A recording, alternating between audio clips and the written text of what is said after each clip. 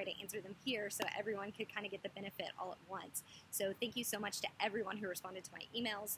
We have a few questions to get us started throughout the rest of April, but if you have a question you'd like answered, you can comment below or shoot an email to info@hhcdallas.com. You can also request to be anonymous. That's totally fine. Today's question comes from Carrie Pratt. She asks, I try to detox my home as much as possible, but one hurdle I can't overcome is the expense of getting all new cookware. Are nonstick pans really that bad? I picked this question because I really do hear it like once a week. My short answer is, yeah, they're not that great.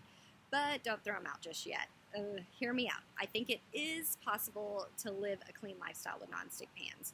I was using nonstick pans up until about 2 years ago, knowing they were toxic. They were a wedding gift, y'all. I mean, they were expensive. I wasn't going to just throw them away. So here's what I'd do if I were you, and what I actually did in the same situation. Try not to, stress about it too much. Try not to preheat the pans empty. You want to kind of cook on a low and slow type of method. You don't want to go above medium heat with them. The reasoning here is the higher temperatures really increase the risk of chemicals going into your food.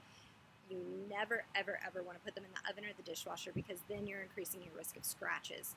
Once that coating on the top's denatured and scratched, then you really are putting chemicals into your food. Once that surface is not really holding its integrity, then you really are getting the Teflon or whatever other surface you have there. So once you get a scratch, that's time to start thinking about switching to stainless steel, copper, ceramic, whatever's in. You can do it one at a time. If your big pot goes first, and you can just get a big pot or do a new set at that time. But that's when I would recommend it. Before that, I think that you can do the things we talked about and get by.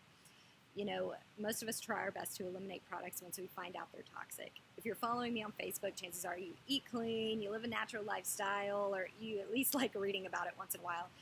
So even if you're doing everything right, you're still going to have exposures to toxins. There's nothing we can do about it nowadays. Our food is packaged in plastic.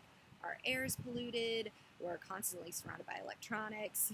I remember back in school, I was in an environmental medicine class where our instructor had us do this ridiculously long inventory of our house looking for toxic exposures, yada, yada. And I was astonished, y'all. I mean, I live like a super hippie lifestyle, if you will, and I was surrounded by just everything wrong, just check, check, check as I went through. And my first thought was, well, if my house is this toxic, I might as well just eat cupcakes all day. But that is not the right answer. It just means that there's always something more we can do. So what I recommend is doing everything you can to minimize your toxin exposure, but not to the point of added stress. So if you have the means to change your cookware, awesome. If not, make changes in some other aspects of your life. Choose non-stick or non-toxic skincare products. Avoid plastic. Make your own cleaning solutions, whatever the first step is for you.